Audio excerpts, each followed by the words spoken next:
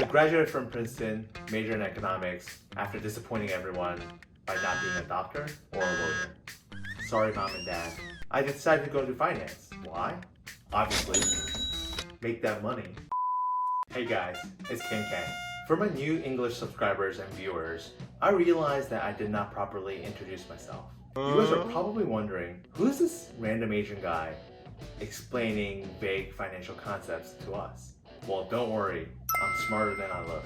In this video, I'll give you a quick overview of myself, and hopefully some of you can relate to my story and follow my journey. Subscribe. First question, why did I name myself King Kang? Who doesn't want to be called a king? Just like our King LeBron, just kidding. But in all seriousness, my last name is Kang, and King Kang had a nice ring to it, so I decided to go with it because I love it. Might be silly, but it means a lot to me.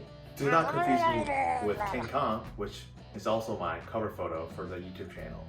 Second, what do you do? This is probably the classic New Yorker question. It is probably the second or third question you ask after what's your name, to see if the person you're talking to is worth your time. Don't worry, I'm worth your time now and will be in the future too. So subscribe. I've been a digital nomad in the past year and a half, and I've been couch crashing, Airbnb-ing. Do not think about digital nomad that I did as a fancy lifestyle that you think of, just like crypto bros and crypto millionaires. And I've also been doing early stage investing in crypto, or more politically correctly, Web3. The natural next question you guys have is, are you crazy? Why crypto? Before I answer that question, let me walk you through what I did before to set the context. Steady, lads. I graduated from Princeton, majored in economics, after disappointing everyone by not being a doctor or a lawyer. Sorry, mom and dad. I decided to go into finance. Why? Obviously, make that money.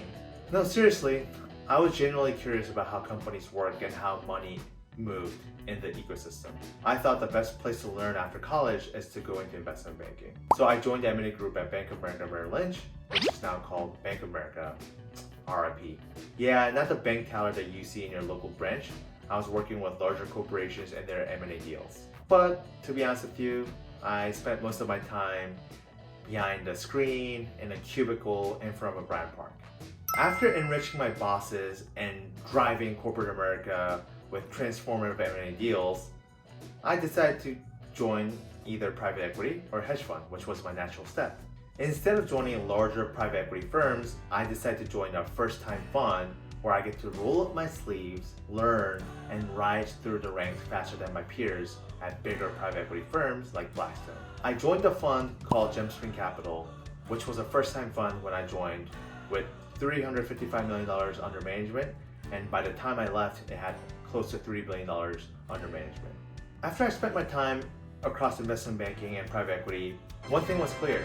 I knew I was competent, and I knew I had what it takes to become the best at what I do. I can see your reaction. If you're that good, why would you leave something that you're good at? Are you dumb? Are you crazy? Trust me, people around me are still scratching their head asking, why did you leave exactly in 2021? Logically, it does not make sense to give up a mid-high six-figure job when you're 28, especially if there's a clear path to make millions in the next few years. Hear me out. Maybe get your tissues out because it's so real. In 2021, after realizing what I'm capable of and what I'm good at, I witnessed two deaths in my life in 2021 that changed my life. First, it was a partner who I worked with that passed away from heart attack, and another, my grandmother, who passed away from COVID-19. I realized life is shorter than I thought. And if I had the confidence in myself, and if I knew I was good at whatever I do, I should do something on my own before it's actually too late. The last thing I wanted to do was regret. I believed in myself, and I wanted to give it a shot before it was too late, or before I had a family, or I'm not in a state where I could try something new. What I've seen around me is a lot of people become risk averse as the opportunity cost gets larger and larger, and we call that a golden handcuff. You can't leave where you are because there's too much dollars on the table that you're leaving behind. Follow your heart is what sums up my journey in 2021. I've always been fascinated by early stage investing, and I have a lot of respect for entrepreneurs who want to change the world.